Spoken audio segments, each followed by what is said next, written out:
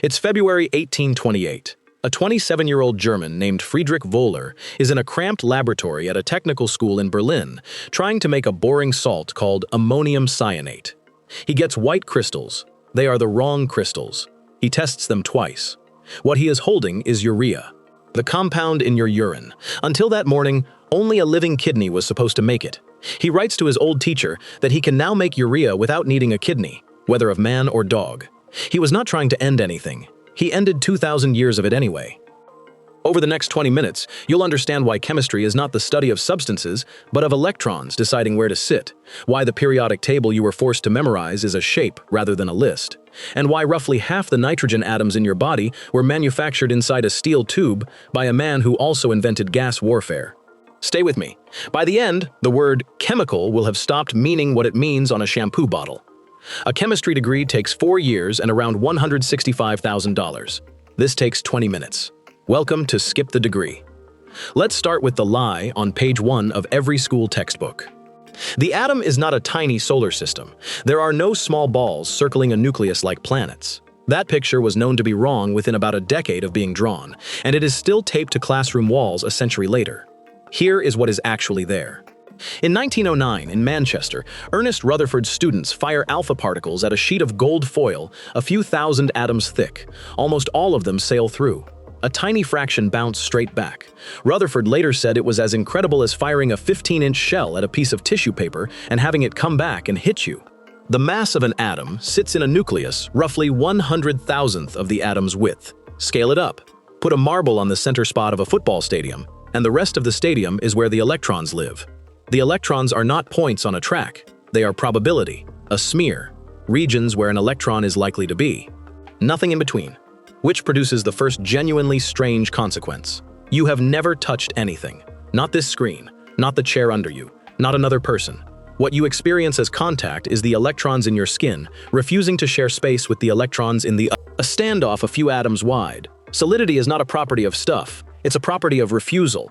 And every single thing chemistry does, every reaction, every drug, every explosion, every meal you digest, is electrons rearranging which nucleus they hang around. That's it. That's the entire field. This is the foundation. Now the second foundational idea, and this one is sneakier, because it was handed to you as a memory test. In 1869, a Russian chemist named Dmitry Mendeleev is writing a textbook and cannot decide what order to put the elements in. So he writes each known element on a card, symbol, weight, behavior, and starts laying them out like a game of patience. He said the final arrangement came to him in a dream. He had also been shuffling those cards for months, which is usually how dreams like that work. What he saw is that if you line the elements up by weight, their behavior repeats. A violently reactive metal, then a run of other things, then another reactive metal. Chemists call this periodicity, and it is the reason the table is a table instead of a list. But here is what makes it science rather than filing. Mendeleev left holes. He trusted the rhythm so completely that where it demanded an element nobody had seen, he left a gap. Then he described the missing thing in advance, its weight, its density, its color, how its oxide would behave.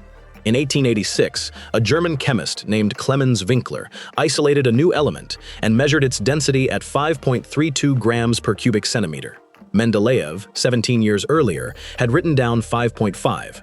Winkler named it germanium. Hold the timeline in your head. Mendeleev did this in 1869. The electron was not discovered until 1897. Quantum mechanics arrived in the 1920s. He built a working map of matter half a century before anyone knew what the territory was made of. It worked because the rhythm he saw was electrons filling shells, a fact he could not have known and did not need. The table on the classroom wall is not a list to memorize. It's a prediction machine, handed to you with the predictions already filled in. The third foundation is the one that breaks people. It splits one question into two. Almost nobody says so out loud. Ask whether a reaction will happen, and you are really asking two separate things. Does it want to happen, and can it get there from here? You are sitting in an atmosphere of 21% oxygen, made of molecules that would release enormous energy if they combined with you. They want to. Thermodynamically, you are a fire waiting for permission. What stands between you and that is a barrier, an energy hill every reaction has to climb before it can roll down the other side. Nothing happens because it is favorable. It happens because it is favorable and fast enough to matter. Diamond is the clean example. At room temperature, graphite is the more stable form of carbon. Your diamond is, technically, decaying into pencil lead. The hill is so tall that the process will not measurably happen before the sun burns out. In chemistry, the word forever almost always means the barrier is high. And there is one more thing hiding in that second question, which the field has never solved. The same atoms, the same bonds, can stack into more than one solid form, and those forms behave like different substances. A compound can be right in every way you can write down and still refuse to take the shape you need. Hold that thought. It's the closing argument. 3 foundations. Matter is electrons deciding where to sit. The table is the shape those decisions make when you line them up. And every reaction is 2 questions, not 1, whether it wants to happen and whether it can get there from here. Hold those 3. Everything that follows is what happens when a field with those tools discovers it can build things nature never built. It's Easter, 1856. A cramped attic laboratory on the top floor of a house in the East End of London. An 18-year-old student named William Perkin is on holiday from the Royal College of Chemistry, trying to synthesize quinine, the only malaria drug that works. It comes from the bark of a South American tree, and nowhere else. He fails completely. What he gets is black sludge. Most people wash that out and start again. Perkin rinses the flask with alcohol, and the sludge turns a brilliant, saturated purple. Purple, that year, is the most expensive color on Earth. The ancient dye came from a Mediterranean sea snail, thousands of animals for a few grams. That is why purple had meant royalty for 2,000 years. Perkin, at 18, patents his accident, drops out, and talks his father into funding a factory. He calls the dye Mauveine. Within a decade, the color is on every dress in Europe. The boy who could not make quinine retires at 36, rich. This is the first rupture, and it is bigger than a color. Before Perkin, chemistry was a science of analysis. Take a thing apart, find out what's inside. After Perkin, it became a science of construction, and construction is a business. The German dye houses that chased him, BASF, Bayer, Hoechst, built industrial laboratories to hunt for molecules that had never existed.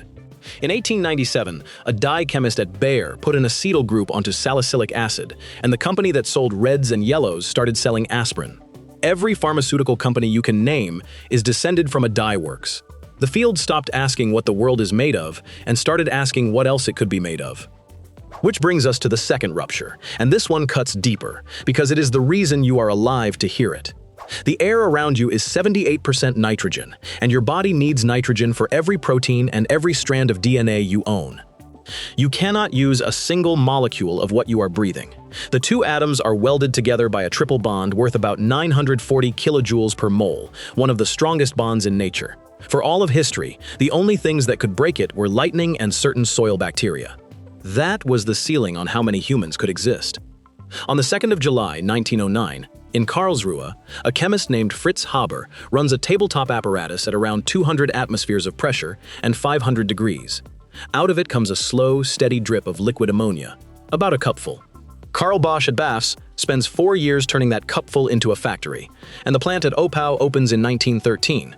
Today it consumes between 1 and 2% of the world's energy. Half the food on the planet depends on the fertilizer it makes. Roughly half the nitrogen atoms in your body have been through that reaction. Not your ancestors, yours. The same man, 6 years later, is standing on a ridge at Ypres. On the 22nd of April 1915, the German army releases about 168 tons of chlorine gas into the wind. He designed the delivery and supervised it in person. His wife, Clara Immerwahr, the first woman to earn a chemistry doctorate at the University of Breslau, shot herself with his service pistol in their garden 9 days later. He left for the Eastern Front the following morning. He was given the Nobel Prize for the ammonia. In 1933, the country he had gassed for threw him out for being Jewish, and he died in a Basel hotel the next year. Pesticide research he had directed in the 1920s became the basis of Zyklon B. Members of his extended family were murdered with it. Notice the pattern. Each rupture hands the field a power it did not have, and the bill arrives 1 generation later. But at the time, nobody could see past the frame they were standing in. Here's the third rupture, and it's happening right now, in your lifetime, while you watch this. For 200 years, finding a new molecule worked like this. A human being had a hunch. A graduate student spent 3 years finding out whether it was any good.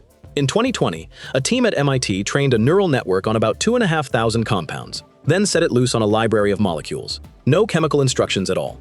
It flagged a compound that had been abandoned by a diabetes program years earlier. That compound, renamed halicin, killed bacterial strains that resist everything else in the cabinet. In 2023, the same approach produced a second one, aimed at a hospital superbug that kills people in intensive care. And then, it got stranger. In Berkeley, an autonomous laboratory, robot arms, furnaces, no humans in the loop, reported in Nature that it had synthesized 41 new inorganic compounds in 17 days. Within weeks, crystallographers went through the data and argued that many of them were not new at all, just known materials misidentified by the software. The argument is unresolved, and that is the actual rupture. The field is now generating results faster than it can check them, using tools that produce an answer without producing a reason. A chemist can no longer always tell you why the molecule should work, only that the machine says it does. 3 ruptures. Chemistry learned to build what nature never built. It learned to feed half the world with the same reaction it used to poison the other half, and it is now handing the search itself to systems that cannot explain what they found. Let's pull back. 200 million known compounds, 4 years of coursework, and underneath it all the discipline runs on 3 forces in permanent tension. Get these 3, and you read any chemical story better than most people who sat through the degree. Once you see them, you cannot stop seeing them. Here's the first force: charge. Every event in chemistry is an electron somewhere it would rather not be, next to a nucleus that would rather it were closer. That's the whole engine. Take water. The oxygen pulls the shared electrons toward itself. One end of the molecule goes slightly negative, the other slightly positive. Those ends grab each other. That is why water boils at 100 degrees, while hydrogen sulfide, a heavier molecule built the same way, boils at -60. Without that one lopsided pull, the oceans would be steam. Take soap. A soap molecule is a charged head welded to a greasy tail. One end loves water, the other hates it. Put it next to a virus wrapped in a fatty envelope, and it pries that envelope apart. 20 seconds at the sink is not hygiene theater, it's demolition. The second-order consequence is that chemistry is scale-free. The rule that makes soap work is the rule that holds every cell in your body together. A membrane is a soap bubble that decided to stay. There is no separate chemistry for living things, which is what Wohler stumbled into in Berlin. For your life, this means the difference between a medicine and a poison is rarely the substance. It's where the charge lets it go, and how much gets there. The second force is harder. Barrier. Nothing happens just because it wants to. It has to climb something first. Almost all of applied chemistry is the business of raising or lowering that hill. As a rule of thumb, a reaction doubles in speed for every 10 degrees you add. That is why your refrigerator exists. You are not stopping the rot. You are making the hill harder to climb. Now run it the other way. A catalyst is a shortcut over the hill that comes out the other side unchanged. The converter under your car uses platinum, palladium, and rhodium to turn poison into ordinary exhaust before it leaves the pipe. Haber's ammonia was impossible until he found the right metal surface to break that nitrogen bond on. And the champion is biological. An enzyme in your cells called orotatine monophosphate decarboxylase takes a reaction that would need 78 million years on its own and finishes it in 18 milliseconds. At body temperature, in water. The second-order consequence is economic, and it's brutal. The money in chemistry is never in the reaction, because the reaction was always possible. The money is in the barrier. Whoever lowers the hill first owns a toll booth on a road everyone has to drive. In your life, this is why your medicine says store below 25 degrees, why bread goes stale on a schedule, why nothing in your kitchen is stable and everything is merely slow. And then there's the third, and this one is the most modern. Persistence. Chemistry spent its first century optimizing how well a molecule performs and almost nothing on how long it lasts afterward. The environmental history of the 20th century is the invoice. Thomas Midgley Jr. is the case. In 1921, he solved engine knock with tetraethyl lead, and the world spent 60 years breathing it. In 1930, he solved refrigerator leaks by inventing chlorofluorocarbons, and demonstrated their safety by inhaling a lungful and using it to blow out a candle. He was right that they were inert. That was the problem. Because they react with nothing, they drift intact into the stratosphere, and in 1974, Rowland and Molina calculated what ultraviolet light does to them up there. In 1985, a British team measured the hole over Antarctica. The same principle sits in your kitchen. The carbon-fluorine bond is the strongest single bond in organic chemistry, about 485 kilojoules per mole. That is exactly why the pan is non-stick. It is also why nothing alive can take it apart. Those compounds are now in the blood of about 97% of Americans tested. The second-order consequence is that chemistry is asymmetric in time. A synthesis takes an afternoon, an unmaking takes centuries, and no industry is organized around unmaking. For your life, the useful question about any new material is not whether it is toxic, it's what it is still doing in 80 years. And remember the question we left open, about a compound that refuses to take the shape you need.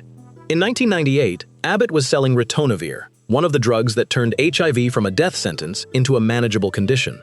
Capsules started failing quality tests. Nothing had contaminated them. The molecule had not changed. A second crystal form had appeared. Same atoms, same bonds, packed differently, more stable, far less soluble, which in a patient means far less drug. Once it existed in the building, it seeded everything, and the company could no longer make the form it had sold for years. We still cannot predict which shape a molecule will choose. Charge, barrier, persistence. Charge tells you what wants to happen. Barrier tells you whether it can happen today. Persistence tells you how long you live with it afterward. Make a molecule more stable, and you make it more permanent.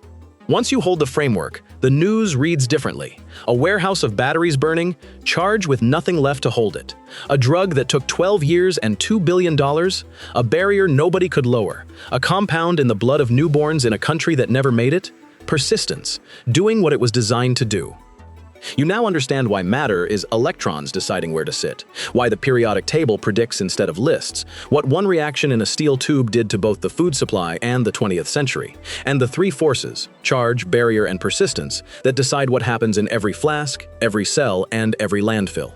That's 4 years of a chemistry degree. The foundations, the ruptures they don't tell you about until graduate school, and the uncomfortable truth that this field can build a molecule it cannot predict and cannot take back. In 20 minutes, skip the degree. Chemistry, in the end, is not the study of substances. It's the study of what electrons will tolerate and of how much of the world can be rearranged before the rearranging comes back around. Bonds form, bonds break, barriers hold until the day they don't. The air you breathe has been through a reactor in Germany.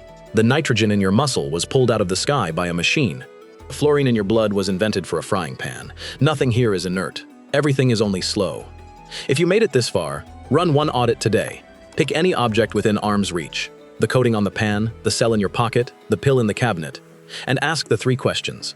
What wants to happen here? What is stopping it? And what is left over when it stops being useful? You will not get all 3 right. You'll get 1, and 1 is more than almost anyone ever asks. Subscribe, and let's keep taking apart the subjects you were told to accept on faith. The next one is on the bench.